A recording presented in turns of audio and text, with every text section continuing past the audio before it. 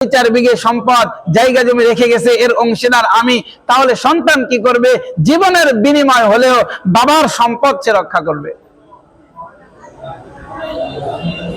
আপনাদের যার যতটুকু সম্পদ আছে, এখন অন্য জায়গায় থেকে, ধরেন গোপালগঞ্জ থেকে একজন এসে বলল যে এই সম্পদের অর্ধেক আমি অংশীদার, ভাগ চাই, তো আপনারা কি করবেন? কতটা রাগ আপনাদের হবে। ঠিক তেমনি ভাবে আল্লাহ তাআলা মানুষকে সৃষ্টি করেছেন, মানুষ আল্লাহর কাছে চাইবে, আল্লাহর ইবাদত করবে, সবকিছু আল্লাহ এবং বান্দার সাথে সম্পর্ক থাকবে। আর কেউ মূর্তি বানায় দাঁড় করায় দিল, মানুষ আল্লাহর কাছেও চায়, মূর্তির কাছেও চায়, তো আল্লাহ তাআলারও এমনই লাগে। সবচাইতে লাউ বালাগাত যুনুবুকা আনানাস সামা সুম্মা আতাইতানি ওয়ালা তুশরিকু বি শাইআ, অসংখ্য অগণিত হাদিস রয়েছে, কোরআনের অসংখ্য আয়াত রয়েছে যে আল্লাহ তাআলা বান্দার সব গুনাহ মাফ করে দেয়, কিন্তু শিরিক এই গুনাহ আল্লাহ তাআলা মাফ করে না। রাসূল সাল্লাল্লাহু আলাইহি ওয়াসাল্লাম যে সমাজে জন্মগ্রহণ করেছিলেন, ওই সময় মানুষ মূর্তির পূজা করতে, এমনকি কাবা শরীফের কাবা ঘরের মধ্যেও 360টা মূর্তি ছিল। এই মূর্তি কোত্থেকে আসলো? হিন্দুরা মূর্তি পূজা করে, হ্যাঁ, কত ধরনের মূর্তি, এক এক মূর্তির এক একটা নাম, এক এক মূর্তির কাছে এক একটা চায়। এই মূর্তি কোত্থেকে আসলো? এই মূর্তির সূচনা কোত্থেকে হয়েছিল? আমরা সবাই হযরতে নূহ আলাইহিস সালাতু ওয়াস সালামের অনেক ঘটনা জানি, কিন্তু এই ঘটনার আড়ালে রয়েছে আমাদের শিক্ষণীয় অনেক অনেক বিষয়। হযরতে আদম আলাইহিস সালাতু ওয়াস সালামের 600 বছর পর এই মূর্তির সূচনা হয়েছিল।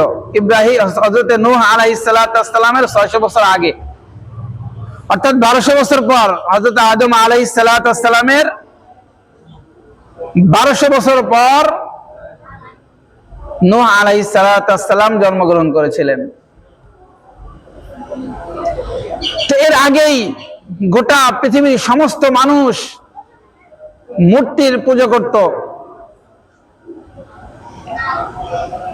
যেহেতু হযরত আদম আলাইহিস সালাতু ওয়াস সালামের 600 বছর পর মূর্তির সূচনা হয়, এটা ইবলিস ভালো সুরতে এই মূর্তির সূচনা শুরু করেছিল। কোরআনের আয়াত, আল্লাহ তাআলা বলেন, ওয়াকালু লা তাযারুন্না আলিহাতাকুম ওয়ালা তাযারুন্না ওয়াদ্দাও ওয়ালা সুওয়া ওয়ালা ইয়াগুসা ওয়া ইয়াউকা ওয়া নাসরা ওয়া ক্বাদ আদাল্লু কাসীরা। এই কারেন্ট আসছে কিনা দেখো সাজিদ। তো এই আয়াতে 5 জন ব্যক্তির কথা বলা হয়েছে, 5টা মূর্তির কথা বলা হয়েছে। ওয়াদ্দা, সুয়া, ওয়াদ্দা নামক মূর্তি, সুয়া নামক মূর্তি, ওয়ালা ইয়াগুস, ইয়াগুস নামক মূর্তি, ওয়ালা ইয়াগুস, ওয়ায়াকুব, নাস, এই হলো 5টা মূর্তির কথা বলা হয়েছে।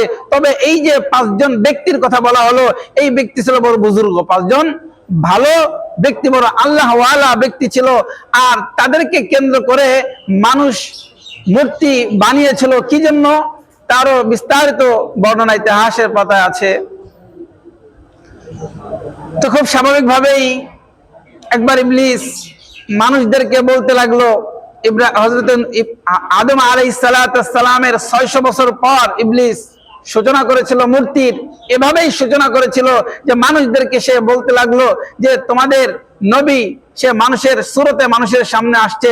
ইবলিস মানুষের সুরতে মানুষের সামনে এসে বলতেছে যে তোমরা যে আল্লাহ তাআলার ইবাদত করো, এটা তো ভালো, ইবাদত করলে তোমরা যাবে জান্নাতে, ইবাদত না করলে তোমরা যাবে জাহান্নামে।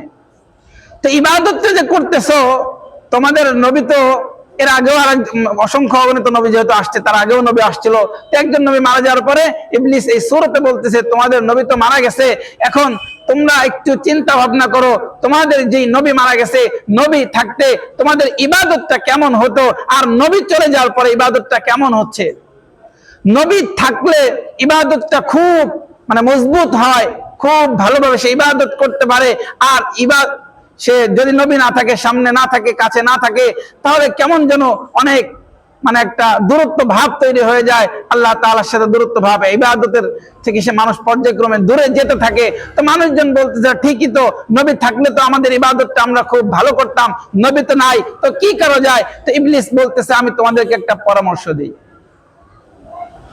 এটা হলো যখন সর্বপ্রথম মূর্তির সূচনা হয়। কি পরামর্শ দিল ইবলিস? ওই সময়ের মানুষদেরকে বলতেছিল যে তোমরা কি জানো যে তোমাদের নবীর চেহারাটা কেমন ছিল? তো এই উম্মতেরা বলতেছিল হ্যাঁ অবশ্যই জানি। তোমরা কি জানো তোমার নবীর ঠোঁটটা কেমন ছিল? তারা বলতেছে হ্যাঁ অবশ্যই জানি। ইবলিস বলতেছে তোমাদের নবীর নাক কেমন ছিল, কপাল কেমন ছিল, হ্যাঁ চেহারা সুরত কেমন ছিল, হাত কেমন ছিল, সব কি জানো? তো সম্প্রদায়ের লোক তারা সব বলতেছে হ্যাঁ সব আমরা জানি, ভালো করে সব মনে আছে। তো বলতেছে তোমরা যদি এই আকৃতির একটা ভাস্কর্য তৈরি করো, তাহলে ওই ভাস্কর্যকে সামনে নিয়ে, নবীর সূরত একটা ভাস্কর্য সামনে নিয়ে যদি ইবাদত করো, তো তোমাদের ইবাদতটা খুব মজবুত হবে, খুব ভালো হবে। এই যে ভাস্কর্য সূচনা শুরু হয়েছিল, ভাস্কর্য পূজা করার জন্য নয়, এই ভাস্কর্য সূচনা হয়েছিল ইবাদত করার জন্য। তো ইবলিস শুরু করে দিল মূর্তি বানানো। ওই সম্প্রদায় চলে যাওয়ার পরে আবার নতুন প্রজন্ম, তার পরবর্তী প্রজন্ম যখন আসলো, তো তাদেরকে জিজ্ঞেস করা হলো তোমরা যে ভাস্কর্যকে সামনে নিয়ে ইবাদত করতেছো, এটা মানে কারণটা কি? তো তারা বলতেছে আমাদের পূর্বপুরুষ করছে তাই আমরাও করতেছি। মানে পর্যায়ক্রমে মানুষ ভুলে গেছে যে মূল কারণ কি। তো তখন আস্তে আস্তে পর্যায়ক্রমে মানুষ আল্লাহকে বাদ দিয়ে এই মূর্তির মানে পূজা করা শুরু করেছে, এই মূর্তির ইবাদত করা শুরু করেছে। মানুষ আল্লাহকে বাদ দিয়ে এই মূর্তির কাছেই সুখ দুঃখের কথা বলা শুরু করেছে, এই মূর্তির কাছেই চাওয়া শুরু করেছে। তাহলে এটা এই মূর্তির সূচনা কখন হয়েছিল? আদম আলাইহিস সালামের 600 বছর পরে, মূর্তির পূজা করার জন্য নয়, ইবাদতের জন্যই ইবলিস ধোঁকা দিয়ে মানুষের সামনে এই মূর্তিকে দাঁড় করায় দিল। তো তারও 600 বছর পরে গোটা পৃথিবীর সব জায়গায় যখন মূর্তিতে ভরে গেল, আর মূর্তি প্রতিটা ঘরে ঘরে কিভাবে আসলো, সেটা হলো দেখবেন আমাদের অনেক সমাজের মধ্যে, কুমিল্লার মধ্যে অনেক জায়গায় আছে দুই গ্রামের দ্বন্দ্ব, গ্রামে গ্রামে দ্বন্দ্ব হয় না? তো দ্বন্দ্ব হলে এক গ্রামের লোক আরেক বলে যে আমরা কেন জুমার নামাজ আরেক গ্রামে পড়তে যাব, আমরা কেন জুমার নামাজ আরেক পাড়ায় পড়তে যাব, আমরা কেন জুমার নামাজ আরেক জায়গায় পড়তে যাব, আমরা আমাদের জায়গাতেই পড়বো, মানে আমাদের বাড়ি যেখানে সেখানেই পড়বো। জামে মসজিদ সব মানুষ একত্রিত হবে। ইসলামের সৌন্দর্য হলো জুমার নামাজ সবাই একসঙ্গে পড়বে। এমনি মসজিদ অনেক থাকবে, সব পাঞ্জেখানা থাকবে, অল্প কিছু মানুষ থাকবে, কিন্তু মানুষ যদি বেশি হয়ে যায়, মসজিদ জামে মসজিদ বেশি হোক সমস্যা নাই, কিন্তু জামে একটা মসজিদ করে রাখলো, 8-10 জন মানুষ নামাজ পড়তেছে, আর মানুষ নাই। তো এইভাবে ছোট ছোট মসজিদ করা এটা ইসলামের সৌন্দর্য না। এই যে মানুষের মধ্যে যে আমরা কেন আরেক জায়গায় যে নামাজ পড়বো, তারাও বলতে লাগলো যে আমরা কেন আরেক জায়গায় যে মূর্তির পূজা করবো, আরেক জায়গায় কেন যাবো, আমরা নিজেরা নিজের ঘরে একটা বানাই। তো প্রত্যেকে নিজেদের ঘরে এভাবে মূর্তি বানানো শুরু করলো। গোটা পৃথিবীর সব মানুষের কাছে প্রত্যেকটা ঘরে ঘরে মূর্তি যখন তারা তৈরি করলো, ঠিক এই অবস্থায় আল্লাহ তাআলা বলেন ইন্না আরসালনা নূহান ইলা কওমিহি আন আনজির কওমাকা মিন ক্বাবলি আন ইয়াতিয়াহুম আযাবুন আলীম قال رب إني دعوت قومي ليلا ونهارا أن اعبدوا الله واتقوه وأطيعون يغفر لكم من ذنوبكم ويؤخركم إلى أجل مسمى। যখন প্রত্যেকটা ঘরে ঘরে মূর্তি তৈরি হয়ে গেল, ওই সময় আল্লাহ তাআলা বলতেছেন ইন্না আরসালনা ইলা নূহ, আল্লাহ তাআলা ওই সম্প্রদায়ের কাছে নবী হযরত নূহ আলাইহিস সালামকে প্রেরণ করলেন, আর বলে দিলেন যে মানুষকে সতর্ক করো, মানুষকে সতর্ক করো আল্লাহর আযাব আসার আগে তারা যেন এই মূর্তির পথ থেকে ফিরে আসে। তো হযরত নূহ আলাইহিস সালাম ওই সম্প্রদায়কে বললেন যে আমি আল্লাহ তাআলার তরফ থেকে এসেছি, আল্লাহর রাসূল, আমি তোমাদের জন্য সতর্ককারী। আনি আবুদুল্লাহ ওয়াত্তাকুহু ওয়া আতিউন, তোমরা আল্লাহ তাআলার ইবাদত করো, আল্লাহকে ভয় করো এবং আমাকে অনুসরণ করো।